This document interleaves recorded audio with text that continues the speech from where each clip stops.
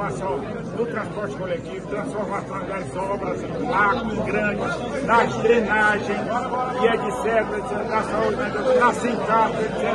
E quem é de vocês que sabe, ou vocês sabem que o restaurante popular da Prefeitura Municipal faz 1.200 refeições dia. Nós encontramos por 70. 1.000 dias. Vai ter mudança? Não, a finança, eu quero ansioso por dinheiro. Mas está na mão de Deus, e nós, na mão de Deus, com certeza absoluta, o caminho fluirá seguro. Prefeito, sobre as denúncias do seu vice, quais as providências que o senhor já tomou? Sobre as denúncias do seu vice, quais as providências que o senhor já tomou? A primeira, Vossa Senhoria já viu, que é fazer uma auditoria.